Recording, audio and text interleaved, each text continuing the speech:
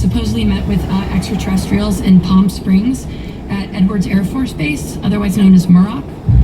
And there's a lot of whistleblower testimony about his presence at this meeting. He was just as probably alarmed or shocked as anybody, realizing the larger picture. But with all the whistleblower testimony about these different encounters, I pretty much side on the fact that he did make contact. One of the interesting members of MD12 was Dr. Professor Donald Menzel, who actually had written 3 books on the subject that had the general flavor of debunking it. And I read this book and I said, here's a guy who's allegedly a PhD in physics, but he's obviously ignoring the data. I'm highly confident that Dr. Menzel was working in a counterintelligence mode. He was intentionally trying to deceive the public that there was nothing to it. So I personally met him, shook hands with him, and carefully avoided any discussion of UFOs. And he knew perfectly well that we had recovered a number of crashed flying saucers. Let's go to one of these that is so important to July 4th, 1947.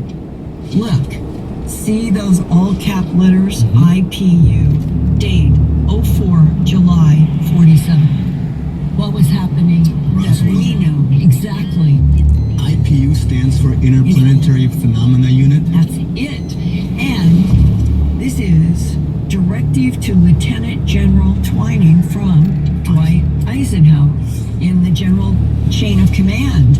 And what he's doing is, you will proceed to the White Sands Proving Ground Common Center without delay for the purpose of making an appraisal of the reported unidentified objects being kept there.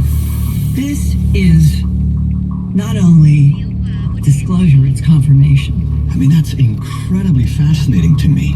And in many ways, Giorgio, this is one of the more astounding documents because this is General Nathan Twining. And what is he talking about? Upon examination of the interior of the craft, a compartment exhibiting a possible atomic engine was discovered. At least this is the opinion of Dr. Oppenheimer, Robert Oppenheimer, the one who made the bomb. Dr. J. Robert Oppenheimer is often credited as being the father of the atomic bomb for his work on the Manhattan Project. A possibility exists that part of the craft itself comprises the propulsion system, thus allowing the reactor to function as a heat exchanger and permitting the storage of energy into a substance for later use. And what they mean, we all today have a bit of an idea that you could have an entire craft be both the propulsion system, the craft system. It might even be a point-to-point, go through dimensions and timelines in the UFO. That's 21st century discussion. This is back in the week of the discovery of the bodies in the craft. I mean, this is sensational. It is. If the Majestic 12 documents provide proof that the United States government employed its top scientists to examine and reverse engineer extraterrestrial craft, how have they been able to keep this hidden from the public for all these years?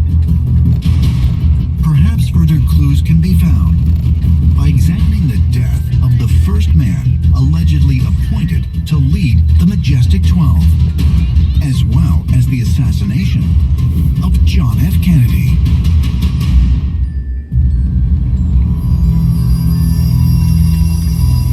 Bethesda, Maryland, May 22nd, 1949.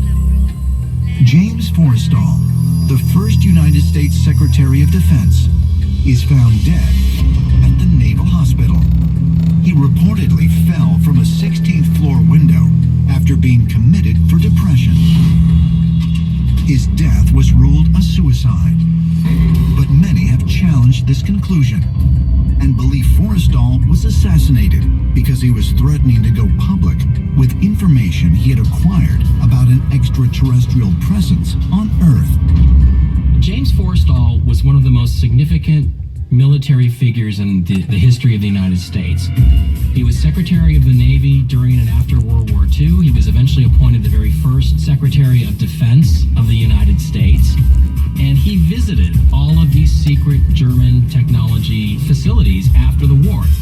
He went to Peenemünde, he went to Middelburg, he went to the different places where they had developed the V2, and he also visited this really interesting so-called rubber plant in Silesia, which is where the Germans were supposedly developing the very, very high technology, super hyper physics weapons and weapon systems like flying saucers.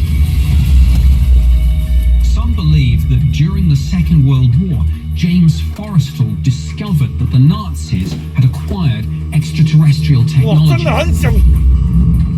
Perhaps not coincidentally, they say that after the war, President Truman put Forrestal in charge of a secret investigation into all this, heading up an organization known as Majestic 12, or MJ-12.